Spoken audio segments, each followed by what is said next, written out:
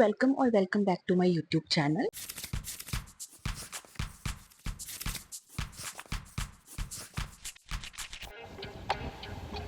In this video, I'm going to talk about all the books I read for the month of March. March was a very slow month for me. I started so many different books, but I didn't complete all of them. I only completed 3 books, and in this video, we are going to talk about those 3 books that I read. The very first book I read was Role Model by Rachel Reed. This is 5th book in her Game Changer series. You must have heard about the show Heated Rivalry. Season 1 of that show was based on first 2 books. I read both of them, and then I read 6th book, The Long Game. That book was one of my favorite book of last year. A lot of things in that book coincides with the 5th book, which I didn't read, and is about a completely different couple, Troy and Harris. So I really wanted to read from their perspectives as well. I really like this one. Not my favorite in the series. That is always going to be The Long Game, but it was a fun one. So we are mainly following Troy Barrett, who recently got transferred to Ottawa Center, where Ilya is the captain, and he got transferred after publicly confronting his ex-best friend, who was accused of sexual harassment by many women. Ottawa Centers is not a very good team, so it's kind of a demotion for his career. He's also not doing very well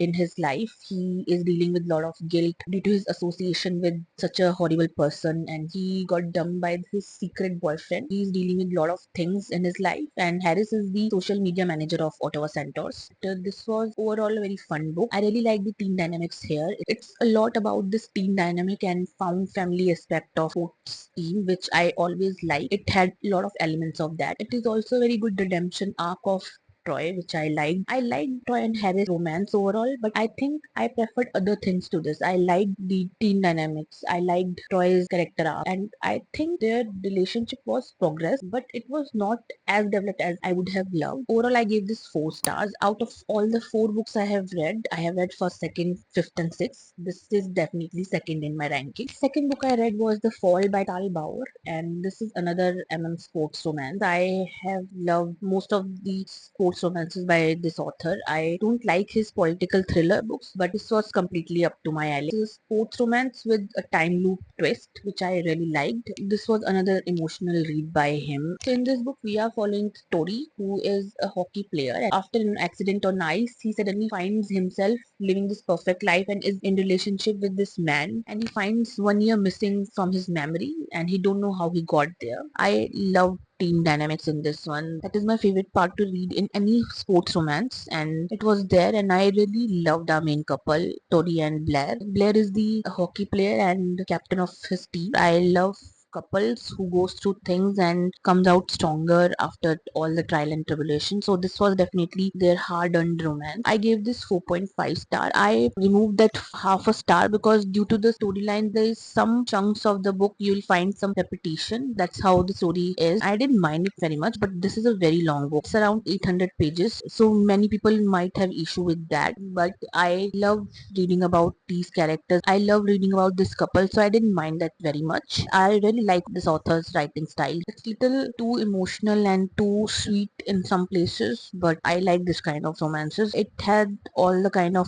finding forever kind of love. This was very similar to his other book, Rest of the Story. This was one of his book I'll remember for a very long time. Definitely my favorite of this month. The third book I read for the month was Scream Queen by Ido Van Welcome. This is one of the book which is incredibly low rated on Goodreads. I read this for one of the video which you'll find on this channel very soon. I completely agree with the low ratings. We are basically following this reality show slash contest by this Hollywood producers who are known for their B-grade horror movies. Book starts when one of our protagonists, Jodie, goes to this audition and get the part as one of the contestants. The contestant have to spend one night at this creepy house. To win that contest, get through the night, the winner will get the part in their upcoming movie and as well as prize money. So it's a very good opportunity for her. The first part of this book is all about the preparation for this reality show, which was very slow. It took me so much time to read that 40% of the book, which was not very long. I listened to this on audiobook. It was a slog to get through. Then came production part. Once the show starts, it got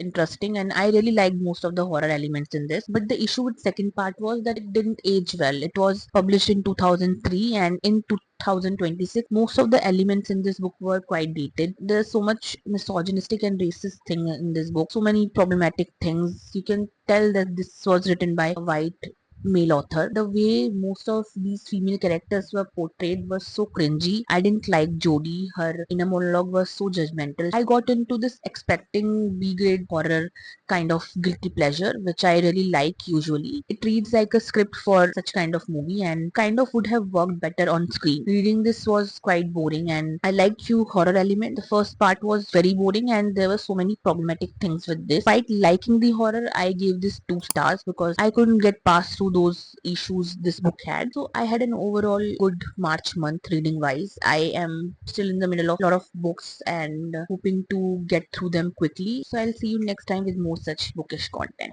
Bye.